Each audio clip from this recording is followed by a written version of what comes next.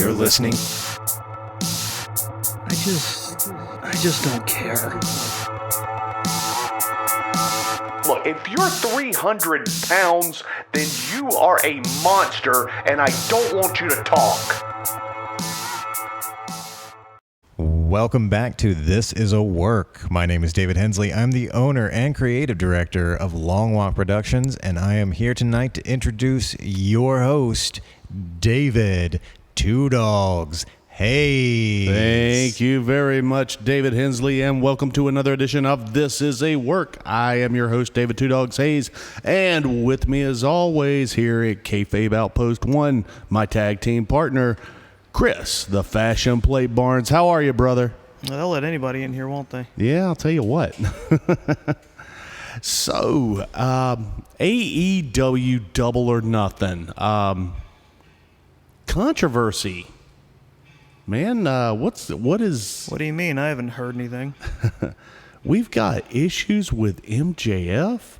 We've got issues with the women's tag division. We've got new people coming in. All kinds of craziness, man. What'd you think of this pay-per-view just before we even get started? It was fun. Right on. I enjoyed it immensely. Right on. It helped that we waited and watched Monday at a reasonable hour. Yeah. I don't know who we got to talk to with Vince and Tony about these time frames, but this thing went on way past midnight, apparently. Well, I know why it happened. It's because, I mean, since their pay-per-views are quarterly, it's going to run long. I just wish they'd start sooner. Yeah, that's my thing. Just start it a little bit sooner. There's no reason to be keeping up people on the East Coast till midnight or after. We got to work for a living. So let's jump into it here. Not my favorite AEW pay-per-view. They all can't be 5-star. And we're going to talk about it. Well, we started out with the buy-in. Mm-hmm. Did you go back and watch that? I did. Yeah. I did. Okay, that was fun. That was really fun. That was a lot of fun. Hookhausen. Yes. Hook and Danhausen. I'm not a huge fan of Danhausen, but I understand he has his place, and I enjoyed it. Versus Tony Nese and Mark Sterling.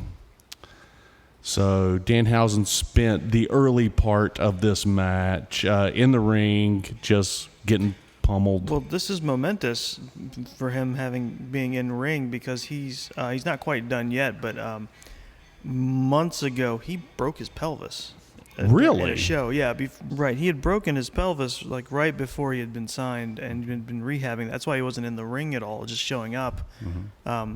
But now I think he's finally able to get back in the ring and work again. Yeah. He's he's not a bad hand. He's good for what he does, and I don't know. I enjoyed the match. It was okay. I gave it 2.5 Meltzers. Hook is awesome. Hook is moving up the ladder really quick. It's time to put a title on him. Something. I don't care what it is. Let him win that battle royal and win the ring. Okay. That's a good starting point. And let's not give him too much too fast. Let's keep it light. But yeah, something like that would be fun. So moving into the actual pay-per-view, and this is where things get weird. We have MJF versus Wardlow. Now, this is going to be a wrestling match for freedom, I guess. Is that what we're going to call it? Well, it's Wardlow's emancipation. Yeah. He is technically a wrestler in AEW, but he's contracted as MJF's bodyguard. Right. So MJF really controls his career. Right. And it's been leading up to this moment where he finally gets to have his match.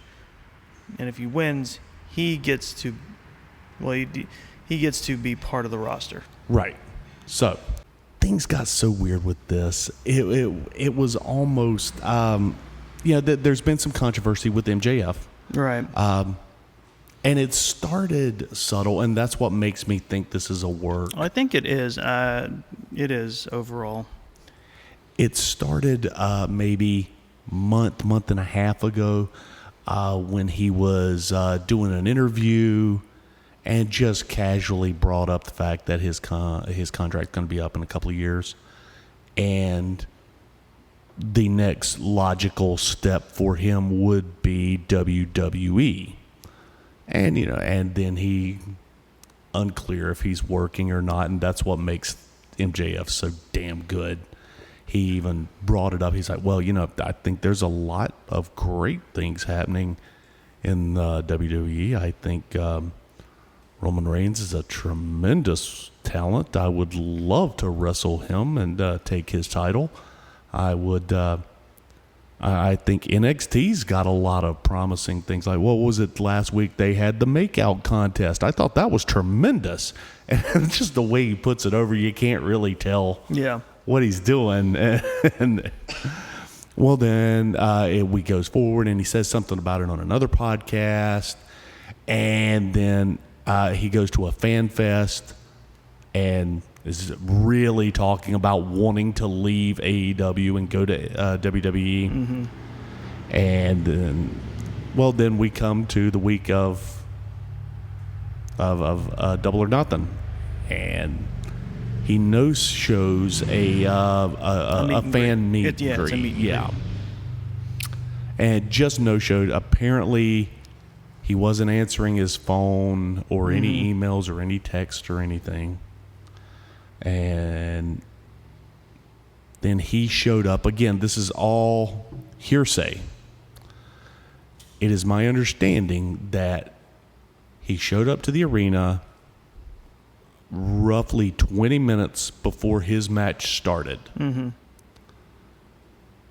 He goes down, it has just enough time to put his stuff on, walk down to the ring, do his thing, go back, changed his clothes, and left. Right then. The match was odd. MJF got jobbed hard. I mean, wouldn't you agree? Oh yeah, but I mean, at least what I think it works in the context of the storyline too. So that Wardlow finally gets his hands on MJF and achieves what he wanted to do and gets his freedom. He does. But then 10 power bombs. Yeah. In my world, that's burying somebody. Now, here's the problem with that. You can't bury MJF. I was about to say, I don't think he's the guy who's never going to recover from that. No, he's way too important to the roster. So my take on that is this. These things would not be happening if they haven't already worked something out. I don't know if that. I don't specifically think that means he'll stay past his contract is up, but they've hashed this out clearly. Yeah. At least in my head, they've hashed this out. They've talked this out, and now they're like, well, let's use this. Yeah. Now, because of the way this match went, I can't score this high. No. It wasn't a good match. It was a squash match, even though there was story to it. And the problem I have with what's going on with MJF right now is the meta story almost ruins Wardlow's story. A little bit. And I do believe that is why MJF decided, okay, just give me 10 power bombs, because I think MJF is smart enough to know. Yeah.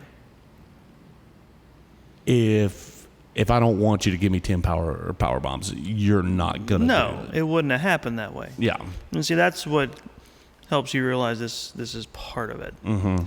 Like, honestly, if he were shooting, if he was like, no, I'll just show up and do this for you, and that's it. Yeah. He would have gotten a power bomb, been like, cover me, pin, I'm out. Right. Like you know the difference between somebody who is clearly there just to do a job, Right. to fulfill his contract, and a guy who's Lesnar. doing this to further, doing this to further something. Yeah. He wouldn't have gone through the rigmarole of being stretchered out. He would have just walked out. Did you see the promo this past Wednesday? I didn't, but I heard a lot of things about it. I heard a lot of good things about it. Wow. I read the transcript of it. He basically delivered CM Punk's pipe bomb. That is what people are saying. And someone pointed out something very interesting, which is this and a few other things happening right now kind of are setting up a AEW originals versus, not specifically XWE, but people from who didn't, people brought in kind of vibe. That could be interesting. Because someone pointed out it's kind of the same thing that Hangman was going through with Punk. Yeah. That could be very interesting. I would be a little bit worried that would lead to another NWO thing. So I don't think it's leading to specifically an overarching faction, but just a storyline. Right. Could. Something like maybe a Survivor Series. What Survivor Series probably should be. Right. Okay. I could be down with that. And here's something else I just want to say. I'm already tired of this. I did not miss the endless speculation and weird ass. Is this a shoot? Is someone jumping ship? Things from the late '90s, from the Attitude Era. I didn't miss it. I didn't miss people all of a sudden becoming wrestling experts online. It's shitting up my Twitter. It is, and honestly now it kind of fucks me up a little bit because I can't sit there and watch a match, or just look at stuff online without people going, well, here's what's happening. I'm done. I need you guys to stop and just let it unfold. See, I like it, but I like it, but I don't like it. Yeah. See, this is just the wrestling version of people overanalyzing Game of Thrones or any other TV show. Yeah. But And it's like, I enjoy a good angle that dances on reality. It has to sometimes. Sure. But just if it's playing out, it's playing out. If it was real, we'll see MJF on WWE TV soon enough. It's just like you won't know what it is really, especially with a guy like MJF who will always be playing you. Right. But for right now, I think it's an interesting angle. But everybody, what I hate most about it is it's really roiling up the fucking tribalism of people online who are WWE best or AEW better. Is like, shut up. But no, this tribalism, this is what's important to me. Sure. I'm not a fan of like Republican versus Democrat or anything like that.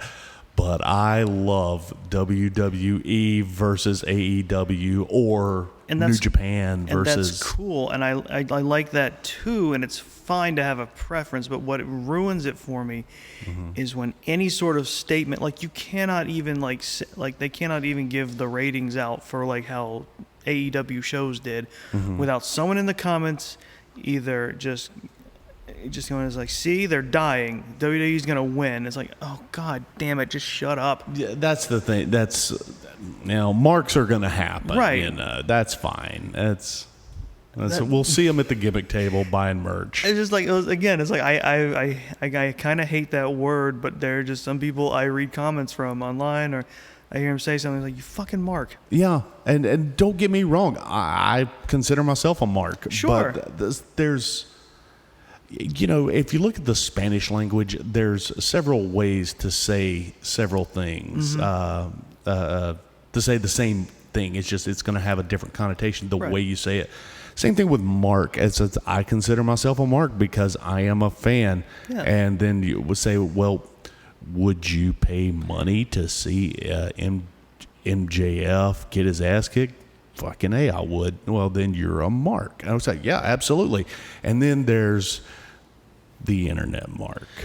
Yeah, it's like I forget where it originally comes from, but it's like it's not so much that they can't enjoy a good thing happening without saying that it's without feeling like something bad is happening to the competition. Right.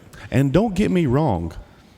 If there's any internet marks out there, we do enjoy your listenership. So please don't let that be a deterrent. Hate listens or listens, so Exactly. It's kind of the same reason you can't buy something ironically, because they don't differentiate between irony dollars and real dollars. Right. So when you support something ironically, you're still supporting it. Right.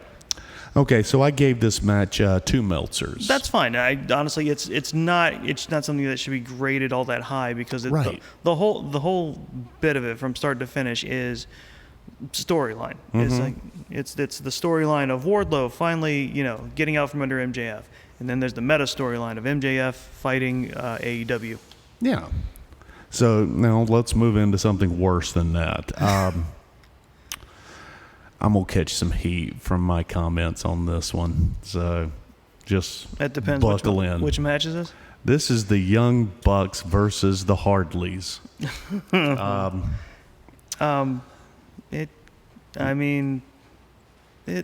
They tried. Look, you can tell me that, and this is what the internet's been saying. Well, Jeff's looking bad, man. He's taking too many high risk bumps. No, he was fucked up. See, he was fucked up. I don't know if this makes it better or worse or both, but people were saying that he was still dragging from his match that he had with, who was it? The previous, right before it. It was like on Rampage right before. Oh God, was it Scorpio Sky? No, No. I can't remember. Was he Darby? No, Darby was before that. Okay, But it was recent. He had a match with someone. It was a really also unnecessary. Yeah. See, I'm not buying it. I'm not buying it at all. But he was fucked up. That's the begin and the end of it. You guys can disagree with me if you want to. I know he looked like he was getting ready to go out there and wrestle Sting for the TNA title. And I was waiting on Eric Bischoff to come in and stop the damn match. It was... I'll reserve my judgment in that regard, but he didn't look good. No. Apparently, his boot did rip. Apparently, that was a thing. We talked that. about it. Yeah, his boot was open. It's like, what is going on there? Yeah. Why didn't he fix it? It ripped. Yeah, it actually ripped and was... Some people said, well, that's part of the problem. No. It's also that syringe that he stuck in his arm. That might have something to do with it. No, that is baseless speculation. This is Okay, not baseless, but it's speculation.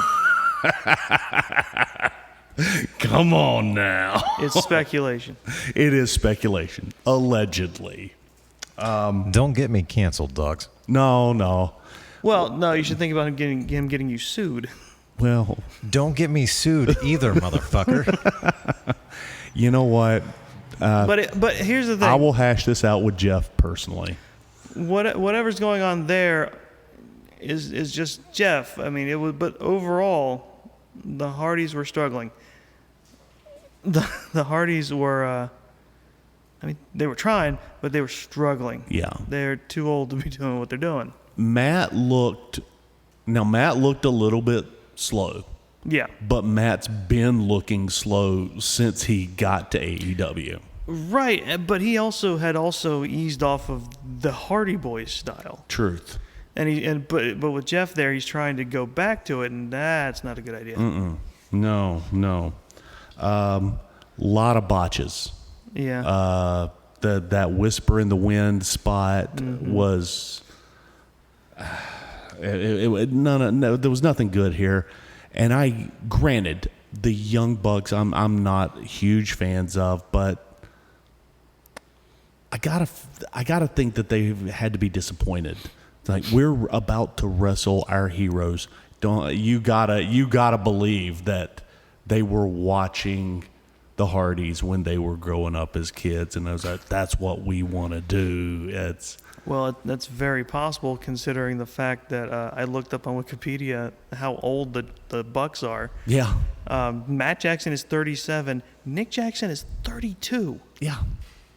Old souls. They're the old Bucks. Yeah. That's just an excuse to call someone old before their time. That is old in wrestling. I'm sorry.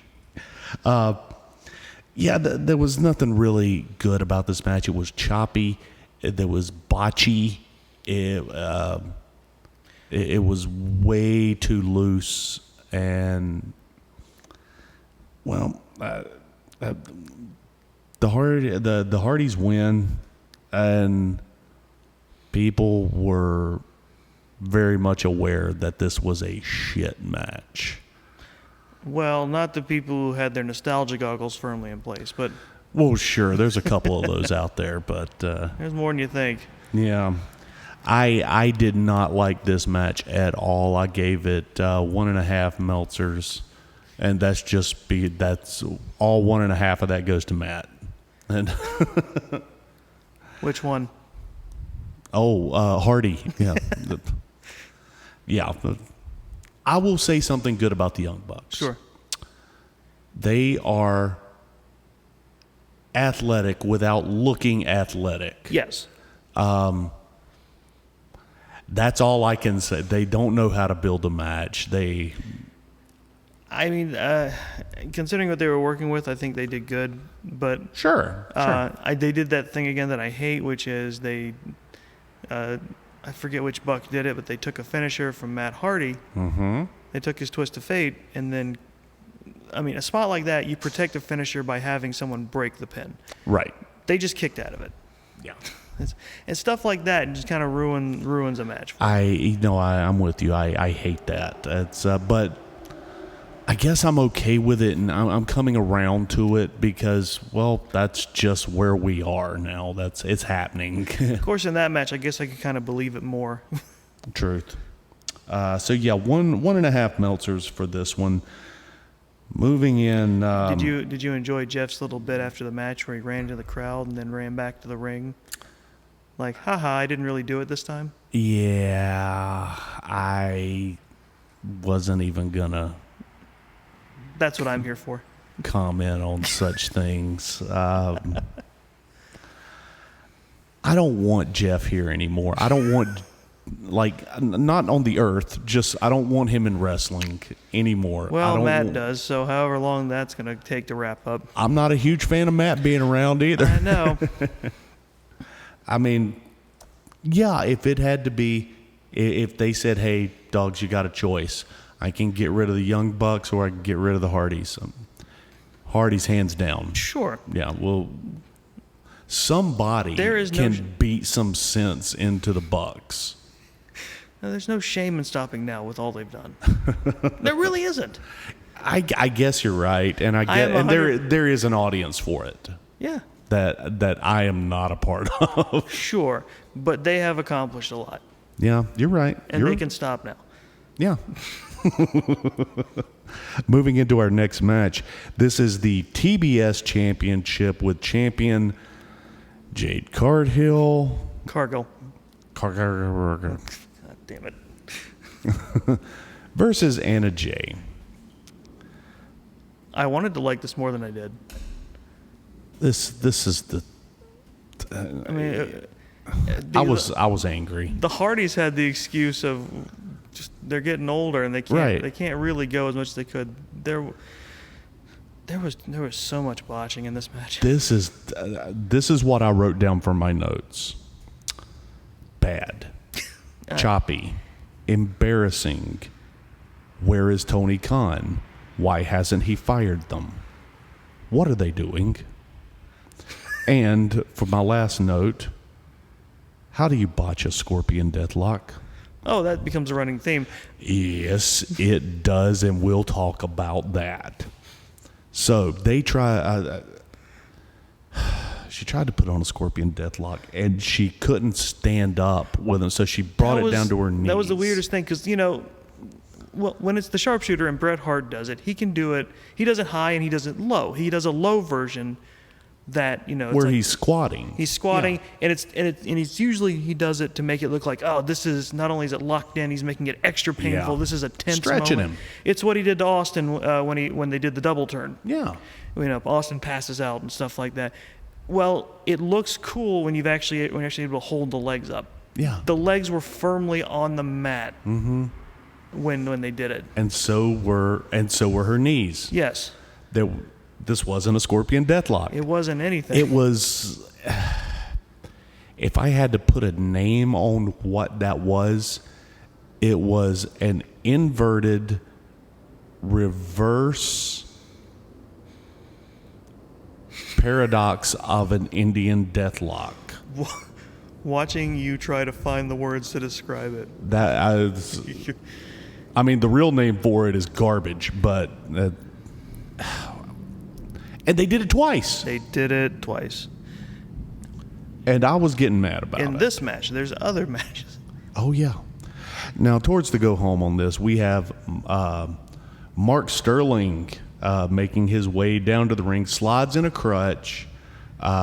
Distracts the ref. Yeah, But describe. Anna Jay gets it first. And that's where we have our go home. And I'm sorry, I'm losing my notes here. Carhill ends up hitting an avalanche and gets the 1, 2, 3. Now, as soon as this happens, Chris Statlander comes down. Oh God! And this disappointment. She comes down to save Jay. Why? And then here comes a young wrestler only known as Athena. Well, no, that didn't happen at first. Before Chris came down, the baddies came in the ring. You're right. You're right. They were basically, that's what they were ganging up on Anna Jay. That's why Chris ran down. And then Oh yeah, and Stokely Hathaway. yes, I had to write it down because I was almost positive I was going to forget his name. that was his indie name before he became Malcolm Bivens. Yeah. Who I never saw a lot of him in NXT, but I became a fan of his Twitter. He is a genuinely funny guy. Yeah. So yeah, he runs down Athena. Oh God. Athena. It's just the fallen goddess Athena. Yeah.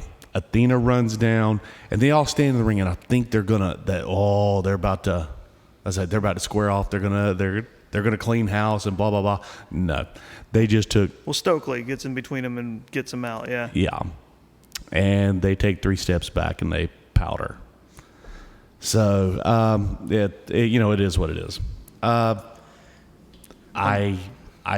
hated this match. It wasn't good. It's unfortunate. I gave it half a Meltzer, and the only reason it got half a Meltzer was because of Bivens and Ember Moon. Athena, you kept saying it. You've been saying I Athena. know. I had to get it out of my system, Chris. I was like, because I was dancing around. All right. Don't say Ember Moon. Don't say Ember Moon. Well, why not? That's who she was in WWE, but she is Why I now had to- here. Had to just blah, Ember Moon. Yeah. Now, Now people have a reference. Athena. So, our next match is for the men's I thought it was. Owen Hart Owen Hart Memorial Cup. Yeah, Owen Hart Memorial Cup. Well, it says foundation. but Yeah. Owen Hart Foundation Memorial Cup Tournament. Yes. And we have Samoa Joe versus Adam Cole. I did not hate this match, but I was not in love with it. You know, Joe's not looking good, man. I think he's getting a little bit past his time. He's physically, he still looks fine, and just from looking at it, he was like, well, he's going to destroy and eat Adam Cole. I don't know if he couldn't do anything with him, or if he just wasn't thinking on what to do, or if he's just having an off night, but he didn't look great. he looked like he usually does in a Monday Night Raw. I wasn't impressed. You clearly disagree with me. I don't disagree. Not hard. I thought he seemed a bit more vibrant than he had been in WWE. I mean, he seems happier, Yeah. but I just, you know what it looked like? It looked like his brain was telling him, this is what to do, and his body wasn't doing it. Well, I mean, I don't know if I'd go that far, but I think maybe he doesn't feel, maybe he didn't seem as into it just because it was simply just a tournament final, and it's just, I think he'll be more with it once he has an invested storyline. Oh yeah, and I mean honestly, we knew who was going to win this thing anyway. Just when Adam Cole walks out wearing the pink and black. Funny that. Mm-hmm. Also, interestingly enough, I pointed out Samoa Joe is wearing green and black. Mm-hmm. The DX colors. Yeah. So the go home on this one was Cole hits the boom in the back of Joe's head once he gets distracted because Bobby Fish ran down,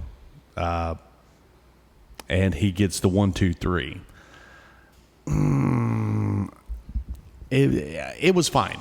Yeah, I didn't hate it, but I was a little bit disappointed. I did give it a 3 because, let's be honest, everything else that we saw that night, I don't know. we started from weird and then went to not great. So right, and this might not have been the best, but it was a step in the right direction. Yeah. So I gave this one 3 Meltzers. Okay. I actually did forget a match. We did? Yeah, we did. We forgot the House of Black versus Death Triangle. This match. Chaos. Pure chaos. The House of Black's look has pulled together marvelously. They really have.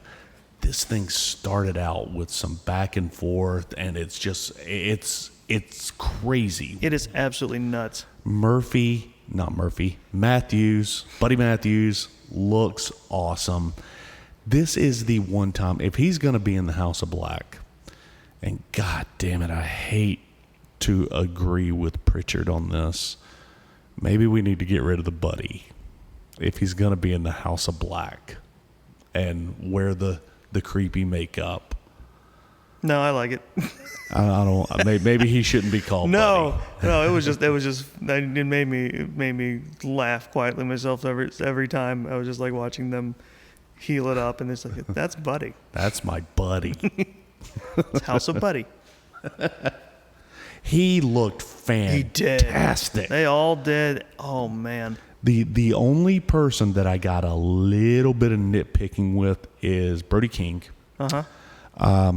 Who decided that he's like, hey, I want to do suicide dives too.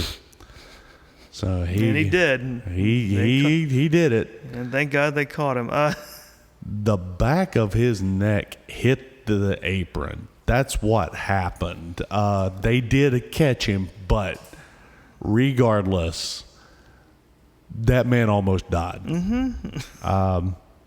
Let's not do that anymore, okay? Let's go to the top rope and jump out after him. If you want to, if you want to be a lucha, then you just climb on up to the top rope. You can't help but get there. in the spirit when you're facing off against Rey Fenix and Penta. I've wrestled some luchas before. I can't do a top rope suicida. Well, that's the difference between you and Brody King, but barely. But yeah, he can't do it either. And not at no point did I say this is a good idea, except maybe towards the end of my career when I was upset with everything. But there was nobody out there to catch me. I was just thinking about ending it all, and I was just like, you know what? I ain't even calling it. Woo-hoo-hoo-hoo-hoo. And just taking a header. You know he's gonna do it again. I know. No, this match was fantastic. The go home on this, after all these crazy wild spots, Pac hits Black with the low blow, and then he sets him up to go for the Black Arrow, and then the lights go out. And who should be there when the lights come back on? Julia Hart. Yes, another name that strikes fear in the hearts of everyone. The cheerleader. And she spit the, as you said that night, purple mist. I'm pretty sure, yeah. It looked blackish, but on closer inspection, it was very purplish. We should look up what the purple mist does in the... I don't know if it had... they might have chosen it because I don't know if it has any real purpose. Okay. Because I know the blue mist would put you to sleep, right. And the red mist would blind you. The black mist kills you. The green mist, or maybe it's the green mist that blinds you. Yeah, that's what the green mist blinds you. Doesn't one of them make you sick? I think it might have been the red mist that makes you sick. Yeah, one of them makes you violently ill. We're getting into a nerdy realm here with the wrestling. But yeah, the several colors of mist do different things. So she hits him with the purple mist. Purple mist. I believe it makes your name unpronounceable. This was a short, fun match, and I had a great time with it. House of Black defeats Death Triangle. I gave it a 4. Yeah. Solid, guys. Now, let's get back on track. Now we are at, we are at the women's tournament finals for the Owen Hart Foundation Memorial.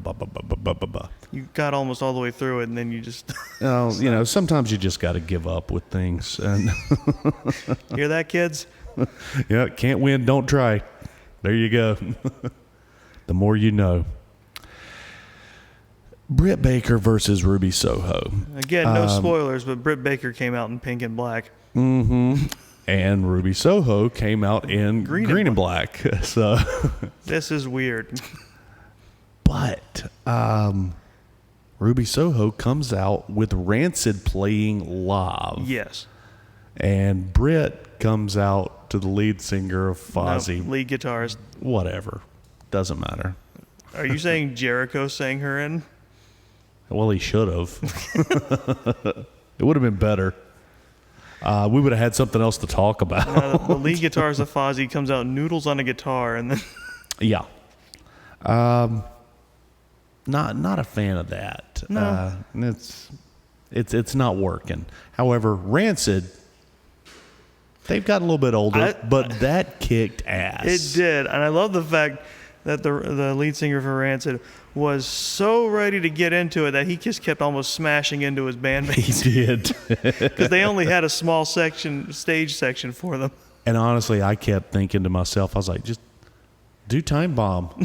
Just keep playing. I don't even want to look at this match. Just play Time Bomb.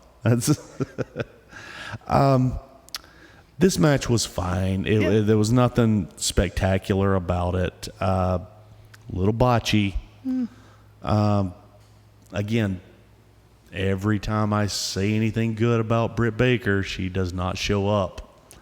And she did okay this time. That's the best I can hope for at this point. I want to like her, guys. The women's division is shit right now. We can only hope that people like, Athena and maybe Ruby can come in and, I don't know, settle these guys down, straighten them out a little bit. I don't know. Something's got to give because you're not making any coin off these gals. You can't be. So Baker, they botched another damn sharpshooter. They also did it here. Yeah. Again, with the same thing, drop to their knees. How? Why? And I also hate to say this, but this is something that doesn't happen in WWE because they have match agents that are right there and said, hey, don't do the sharpshooter. Somebody else is doing the sharpshooter. Don't. Yeah, I've noticed that before. It's like AEW is like, I don't know. It's just like there's a spot that happens in an early match. Like for instance, something that will reoccur later. In the Young Bucks Hardys match, they took the ring steps and put them on their side, and they did a spot on there. Right. I think that also happened in the House of Black match. I believe it did. Yeah. Yeah. Now those are the only two spots it happened in, but again, yeah, it feels like they see a spot happen in a match, and it's like I want to do that too. Let's do that too. It happened with the sharpshooter in quotes. And it's not a big thing, but it kind of is. Well, if you want to noticeable. take it to the next step. If it's noticeable, then it's a problem. Right. Especially if it's a unique spot. Now, I'm not talking about, like, okay, if nobody has the copyright on a wrist lock. No. So that's... Or someone tosses a chair at somebody, they catch it, then it gets drop kicked into their face. Mm-hmm. Like, Right. That's a spot that's like, oh, I could see that happening multiple times a night. Sure. And it has. Yeah. So But like the ring steps one was kind of, I don't want to say egregious, but it was obvious because it was a fairly unique thing to do. yeah. So they did the quote unquote sharpshooter. Mm-hmm. Baker was able to break free after crawling to the ropes. Yeah. Soho tries for a victory roll to score a pin. Baker reverses and gets the 1-2-3 out of there. Okay. So, Yeah. like I said, it was fine. It was better than I've seen the women. Mm-hmm. But we can always do better. I gave it 2 Meltzers. Yeah. And then after that, they awarded the men's and the women's victory belts. Yeah. Martha Hart came out and gave a short little speech. Wearing a wedding dress. It wasn't a wedding dress. Looked like a wedding dress. It's what you attend a wedding in, but it's not necessarily a wedding dress. She had a veil on. She did not. No, it was a weird hat brooch combination. It looked like a veil. It was not you're a veil. How dare you? Also, I'd like to point out married goals because Adam Cole and Britt Baker won. Yeah. So there you go. Yeah. And again, you saw it coming. So it is what it is. Moving into our next match, this was okay. So we have Men of the Year, Scorpio Sky, Ethan Page, Paige Van Zandt. This is another thing, another side note. Okay. This doesn't happen in WWE. How many pages do we have in AEW? Hey, Paige is her first name. Yes. But we also have an Ethan Page and an Adam Page. We've got an Adam Cole and an Adam Page. Yeah. We got too many Adams and too many Pages. Again, this is something that wouldn't happen in WWE. And I know it sounds trivial, but it matters. Especially since we're bringing in new talent and new fans that don't really know anything about anything. And you're old and you can't remember things as easy. Exactly. Hey. Yeah. So yeah, that's my little tangent. I'm going to get off of that. I wouldn't be honest. I wouldn't say I understand your point. Yeah. But I think at the same time, it's trivial, and it is. But said that, and that's the thing. That's the good thing about AEW. Yeah. I get to nitpick about little shit, which means you don't have that many problems, except that your women's division sucks. I also just wish that WWE would decide to do this before a debut. Yeah. Like now Austin Theory is just Theory, which is dumb. Yeah, and if we still had a Steve Austin, I would understand that. Sure. But I don't know. Austin Theory is a cool name. It is. Like, I do understand Buddy Murphy. Right. I get that. So, well, here's the thing. Would Kevin Owens be Kevin Owens now? Would he just be Owens at this point? If someone had made the call? If we're going to do that, then let's just call him Steen and be done, because I think, honestly, Steen is a cooler name than Kevin or Owens. Yeah, but they can't trademark that. That's true. That is very true. You can't trademark your own name. When does Madcap Moss become either just Madcap or Moss? It's like there's just this. It feels like Vince can't remember names as well as he used to, so he just wants one word for everybody. I'm telling you, there's focus groups that are going on about that. That's what's happening. I've figured those guys out. But moving into our next match, like I said, Men of the Year, Paige Van Zant, Ethan Page, and Scorpio Sky versus Sammy Guevara, Frankie Kazarian, and Tay Conti. Okay. I was very excited to see Paige Van Zant. I have been a Paige Van Zant fan for a long time. I'm a big fan. Okay, so after I watched this, I'm still a fan, but we don't need her in the women's division, period. Point blank. We don't need her there. Well, judging by your reactions during the match, you're still a fan, but 100% more sure she's going to kill somebody. She is going to kill somebody. There's no question. They showed her a couple of moves and had her work those moves. Oh, she's very green, yeah. I mean, you can't debut somebody on a pay-per-view, man. You can't do it. It's just not going to work out, man. It's too much for anybody. Well, at least they debuted her in a tag match. Yeah, thank God. Which, honestly, I'm a little sick of Men of the Year. I'm tired of it. I don't really care about Men of the Year. Mm-hmm. Or America's Top Team, whatever you want to call them. I'm kind of done with those guys. They're kind of getting go away heat. I think they're being annoying just for the sake of being annoying, and it's not working for me. It's hard to judge that considering their opponents.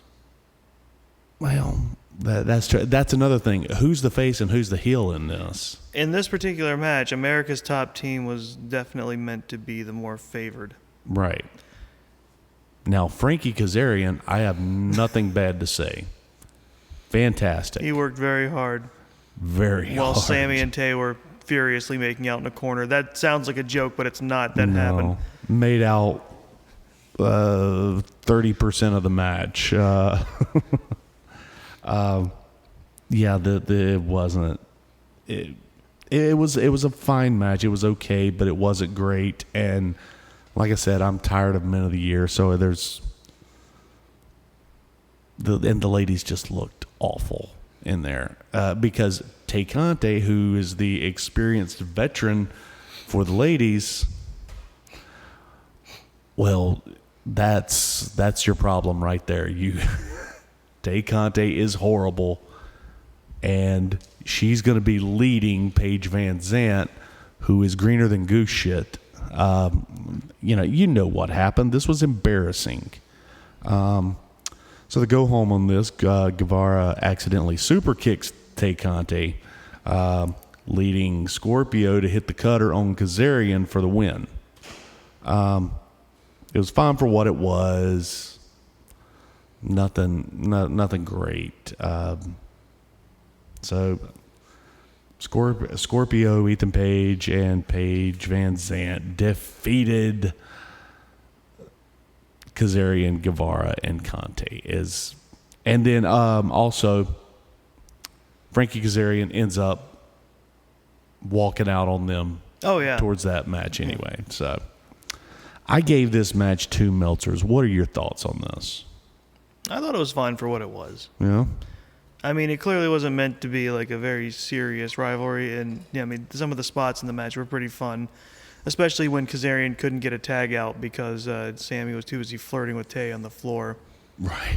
There were those moments like that. It gave a lot of interesting character work to them and what they were doing. I thought they were working with what they had very well. Okay. Paige needs some work, clearly. Yeah. But I thought overall it was a pretty good match. Moving into our next match, we have Kyle O'Reilly versus Darby Allin. They're going to make me do it again, Chris. Another botched Scorpion. Yeah. Another one. Yeah. Also, this didn't seem like it needed to be a pay-per-view match. It didn't. We could have put this on Rampage. Or Dynamite. Yeah, one of the two. Yeah. It would have been fine. Hell, we Dark. could've- Yeah, I was going to say, we Yeah. could have put this on Dark.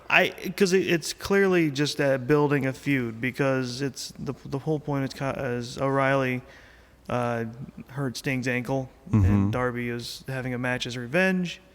Yeah. They have some good back and forth, and Kyle pulls out the win. So Yeah. How long is it going to be before Darby can't wrestle anymore? I don't know, because I'd have thought he'd be done by now. Right? It's not looking good. I think he's in his 20s, right? He's a young kid. I don't think he is, but it just surprised. Even as a young kid, these are moves that I'd be worried about anybody taking. And I think Oh, he is young. He's 29. Yeah, he's not even 30 yet. I don't think he's going to make it to 35. Well, I mean, he could, but only if he drastically changes his style. He's going to have to, and in order to change your style, he's going to have to gain some body weight. He's going to end up walking to the ring like Austin in dual knee braces for the rest of his career. Look, we hope it's knee braces. Yeah. I mean, he could end up looking like Pitbull #1. So I'm not even going to go into that story. Our next match, this, in my opinion, was match of the night. And I know I have shit on the women's division a lot this evening. Thunder Rosa versus Serena Deeb. Oh, my God, this match. Wow, this was a great match. The entire living room came alive during this match. I mean, they started doing catch wrestling, chain wrestling, and you don't see that in women's wrestling, like done well anyway. Right. And this was to perfection. I'll go one further. WWE especially has this problem where it's not done at a normal pace. Right. Like, it could be good, but they're going so slow that it's ruining it. They weren't. They were absolutely on their ball. They were in it. Everything looked solid. Rosa locks into her pendulum submission. I mean, there was. I'm not going to say there was a couple of things there, because there was another goddamn Scorpion botch in this. Because I mean, that's 4. It was. That's 4, guys. 4. Yeah. 4. Every rose has its thorn. God almighty. That's the only thing that kept this from getting a 5. Sure. Because of that damn Scorpion. But it happened and it's over, so let's talk about it. No, I'm not. Oh, It's going to be another half hour before I'm done bitching about it. well, we got one more to talk about. So And they did a Scorpion too. that's what I'm God saying. damn So it. we'll get there when we get there. Let's talk about how good this match is. This match was so good. Like I said, the submission holds, chain wrestling. The ferocity of both wrestlers. Well executed on both parts. I'm not going to say that it was botch free, because it wasn't, but even the botches were covered. It was just, It's one of those things where it's like it doesn't take you out of it. It's like it looks, even though it's a botch, it looks normal in the heat of the moment. right. And here's something else. Usually when there's a couple of botches or something, it will take you out of the moment. Not only did they keep us where we needed to be, they drew us in. And that is something that does not happen in AEW's women's division. And God, guys, this was, I can't say it enough, was so good. Thunder Rosa ends up hitting a superplex and the Fire Thunder Driver for the pinfall. And that was the go home on this. God, that match was so much fun. God, and we all popped for it. We didn't care who won at this point. I mean, I think everybody kind of favors Thunder Rosa, but Deebs, she gets props. I latched onto her early when she was showing up as the NWA Women's Champion. I was just like, she's neat. I really like her. Yeah. But yeah, Deeb, I mean, again, I didn't see much of her during her WWE run, but seeing her here, it is definitely night and day. It's great. It's just something to behold. And she's got she wasn't like heavy or anything before, but she's just leaner and meaner. Yeah, she's stocky, she's toned, she's ripped up, and especially with how she was in the match, she had I say ferocity. A ferocity. I say ferocity and anger in her face the whole time. It was so good. This match this feud is not done. No, I don't want it to be. No. I was so happy with the way this match went. And women's division of AEW, this is your standard. This is your new standard. Otherwise, Thunder Rosa and Serena Deeb, that's going to be on every pay-per-view, and none of you don't put me in charge. I'll crack some skulls, man. I can just see you taping a piece of paper up in the back that says it's going to be Thunder Rosa versus Serena Deeb until you learn. Yeah. Until morale increases. So that brings us to our semi-main event, and that is the Jericho Appreciation Society. Wait, we missed a match. Did we miss a match? What did we miss? We missed the three-way tag match, or is that after this? It's after. Okay, sorry. I'm sorry, I jumped ahead. Yeah, so we have the Jericho Appreciation match versus Eddie Kingston, Santana and Ortiz, Bryan Danielson, and Jern Merkley. Yes. Anarchy in the arena. Holy shit, was it? Now, guys, if you know anything about this podcast, how we grade things, I can't give this a rating because it wasn't a wrestling match. I thought it was neat. But, God, I enjoyed this match. every second of this. There was blood early and blood often. Yeah. Everybody wore white, which was a good sign. Yeah, because you knew. Oh, they're in white. Oh, yay. So, the Jericho Appreciation Society, they look like the Backstreet Boys. I understand, but what do you, Jericho? What are you doing? He's sports entertaining you. Yeah, he's the wizard. He's trying to get that over now. At one point, Eddie Kingston disappears. Oh, and he fights Daniel Garcia into an elevator. Yeah. And then comes back out to the arena with a can of gasoline. Not just that. He's walking, not even like it's he doesn't look like coherent. Right. He is just dead-eyed, anger glaring at the ring as he stalks toward it. Now, he is a bloody mess. Blood streaming down his face, completely soaked. Not entirely his blood. Yeah. But a good portion of it is. And he is just gangster walking to the ring with a gas can. And everyone knows immediately when they see it, oh shit, someone's going to die. Because he had the look that someone is going to die. He poured it on Danielson and Jericho. Yeah, he's like, I'm going to light Jericho on fire. If you happen to be in the way, that's your fault. Yeah. Like I know it wasn't actually gas in that can. No. But but Eddie made me believe. This is the one problem that I have with this is the go home, and it's not even that big a problem because it was, it was not really a match. No, not really. Bryan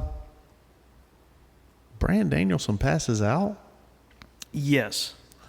We could do better than that, can't we?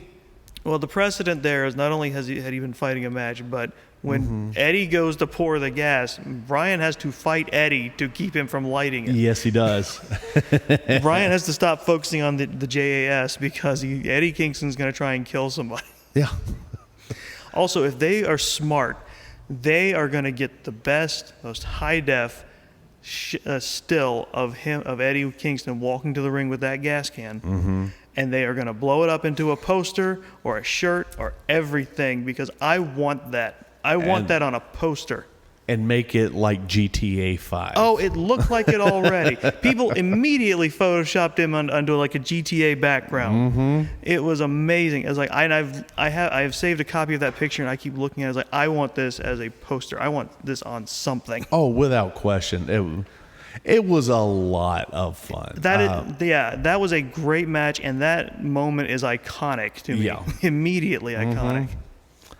Now, again, can't rate this one. No. So, this one, moving into the next one. Now, this is our AEW Tag Team Championship, and this is a 3-way Tag Team Championship match.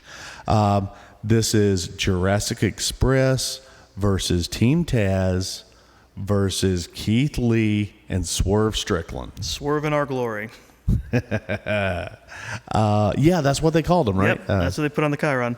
So, yeah, this was a fun match. I enjoyed myself. What are your thoughts? Loved it. I mean, it's hard for matches that follow something as insane as like what happened right before it to be able to keep things going. But this one really did. I think one of my favorite spots was Keith Lee lets Swerve use him as a wall to jump off of as he dives onto somebody outside the ring. Oh man, there was some craziness in this match. Luchasaurus gets put out not necessarily early, but probably midway through this match, and we didn't really see him again. He did come back because there was he had the Mexican standoff with Keith Lee and Powerhouse Hobbs. Oh, that's right. Yeah. In fact, that's what I've got right here. And then Luchasaurus accidentally hits Jungle Boy with his leg kick. Yes. Yeah. And this is leading to Lee and Swerve to pick up the win. And though Jungle Boy was able to fight through until Luchasaurus hit Jurassic Express. Boom. 1, 2, 3. It was so much fun to watch. I usually have a problem with 3-way tag team matches because it's chaotic and it's chaos for the sake of chaos. But there was a little bit of structure in this. There was a flow to it, and that helped. That helped a lot. That all 6 of these men were very much in tune with each other in some way. It was good to see Swerve Strickland because I don't watch a ton of NXT, so I was kind of looking forward to seeing what he had going on, and I'm impressed. I love the match. I gave it 3.5 Meltzers.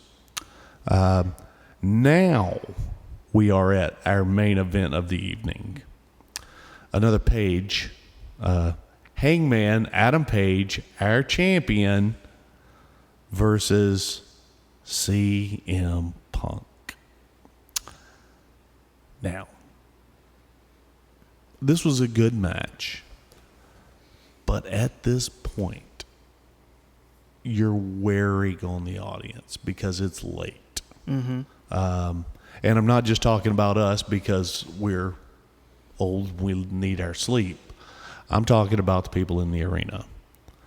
They were getting tired. It's hard to keep people invested. They were able to pull it off. They were. Punk starts grinding down Page early on, and he basically just held control of it for most of the match until he hit him with the crossbody. And then he does another goddamn botched scorpion deathlock. I will argue this one doesn't feel as botched because he had the legs up, not high, but he was lifting them. They weren't on the mat. But his knees were on the mat. Fine. Fine.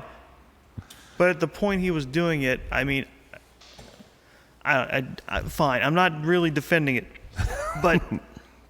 But his looked a hell of a lot better. Well, hell of a lot better? Hell of a lot better. No. Yes. No. Yes. No. Yes. It looked better, but not a hell of a lot better. But I will tell you something else. CM Punk tried twice to hit that buckshot lariat and botched it both times. I don't know. I thought the first time they might have meant to do that because, he does the flip and he kind of falls back and he was selling the knee, right? Mm-hmm. And that caused Page to counter. Yeah. That's what I was like, oh, okay, yeah, that's good. And, and then he goes right back to the well and does it a second time and botched it again. Well, let me tell you, I think that added to the match for me. I mean, I'm not upset about it, but it's... No, I really did, because you see, it's like he's trying to prove I'm better than you. Mm-hmm. But he goes and he plays it off and he sells the knee. He's like, oh, okay, that was a fluke. I can still do this. I'm still better than you. Yeah. And he does it again, fucks it up again. Intentional or not, that really does add something in the moment. It does, I think. And I think that this one, this whole match was about who is the better man, legitimately. Who is the better man on this? Who deserves to have that belt? Is it you or is it me? And that's why the finishers traded, and you kept getting 2 counts on them. Finally, Page hits the GTS. Mm-hmm. Boom. 1, 2, Punk. 3. Punk. What? Oh shit! I said Page. They did. It's fine. You were talking about how they were trading. Like they were trading. Yeah. They were trading. Page hit it too, but didn't put him down. No. And that was the thing. That's the psychology that I like, and it's kind of why I wish we would stop doing the super kick so much. It falls into the same line, because when Page hit Punk with the GTS, he hit it pretty solid. Yeah. Tries to get a 3 count, 2 count only. Okay, see, that tells me you can't deliver that as well as Punk can. You can't do it like Punk can. Right.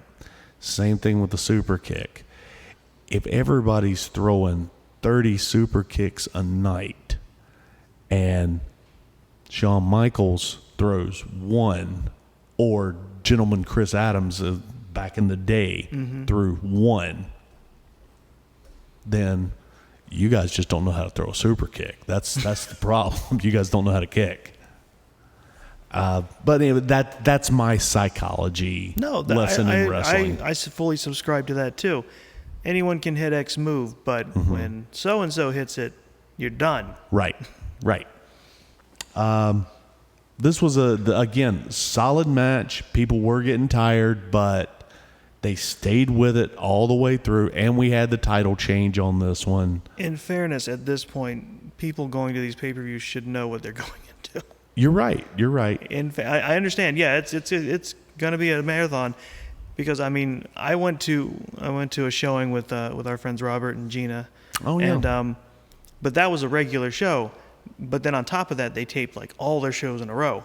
Because it was at the time it was a Dynamite and then Dark and then I think there was one other thing, but I can't remember. Probably being the Elite. No. But it was like it was a couple of shows in a row, so it was a marathon stretch. So just the pay-per-view by itself, when it's a big show, you gotta know what you're getting into. Yeah, that is true. Not that I'm blaming them, but because it's like that's one thing to say you know what you're getting into and still be tired and lagged out at the end. Yeah, I really enjoyed this pay-per-view. It's not my favorite one. No, but what does that say when this is? I would say it's an okay to find pay-per-view from AEW is this far ahead of what I feel when I watch a WWE one. Yeah, you're right. The only thing I'm angry about is the Scorpion Deathlock in the women's division. Well, it's because everyone kept trying to do it. Yeah. But again, that's the thing. It's WWE's not all bad because it keeps things like that from happening. Right. I mean, if somebody screws up a sharpshooter over there, then, and yes, I do keep interchanging Scorpion Deathlock and sharpshooter, and it's because they're one and the same. If somebody screws up a sharpshooter over there, that's okay because you're only going to see it once. You're just going to see it that one time. You're not going to see it in any of the other matches. You are going to see 30 spears, though. So there's that. So there's a give and take. Well, if there's a Reigns match, then you can double that. Right. Overall, I gave the entire pay-per-view 3 Meltzers. Sure. Not the best that I've seen, but definitely not the worst. I would definitely put it above all of the WWE pay-per-views that I've seen this year. Sure. Without question. Let me ask you, who is your best dressed of the evening? Oh, you know what? I am gonna give it to. Oh, there's so many good choices, though. I mean, there's a lot. Thunder Rosa. I thought you might say that. It was gonna be either her or the Lucha Brothers. Oh yeah, without question. Now, what about your worst dressed? Oh, I don't really have one. Yeah? Nothing stood out to me as like, oh, why are you wearing that? Did you catch anything? No, not right offhand, except for and I'm just going to say it just because it's there, the Adam Cole pink and black attack. All right. That's I wouldn't call that a worse dress, but I would say that's a poor choice because it's like that way to tip your hand. It's on the nose. It's and very on the nose. Yeah, and I'll put that on Baker too. Yeah. You just know it's not. I think Wardlow needs different color tights. Yeah. The green and white didn't do much for me. I liked MJF's attire a lot. Mm-hmm. I think he's worn that before, but I can't remember. I don't want to see somebody like Wardlow in a wrestling singlet. I need to see him. He either has to have the low cut butcher, but it's all in one with the tights as well, or just tights. Okay. I don't know. I mean, I guess if you want to go trunks too, that's fine. But yeah, I would. I'm a big fan of the tights guy. Yeah. So yeah. I think overall, I've got to give my MVP status to Thunder Rosa and Deebs. Yeah. God, what a great match! That match is so good. Yeah. So I think that's gonna about do it, man. David Hensley, what do you got? Oh, not much. What do you got? Yeah, not a whole lot right now. We got another episode of This Is a Rewind in the can and ready to go whenever we have a week without something, which might be a minute. No. Because we got this coming out tonight. This is Thursday night, June 2nd. So next week we've got the Hell in a Cell episode coming out, which is going to be covered by the ladies from This Is a Takeover. Yes, they are. Do they know yet?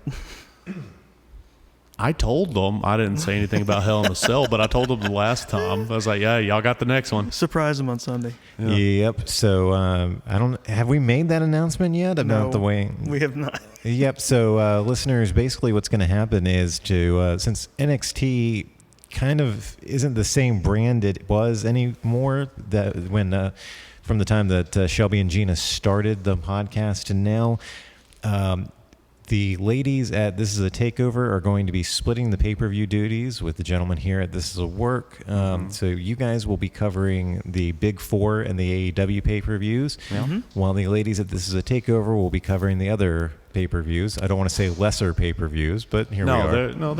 They're not. They're just not thought of as highly as the Big Four. Right. But This Is a Takeover is also going to be covering the pay-per-view hidden door or a forbidden door. Sorry, hidden door.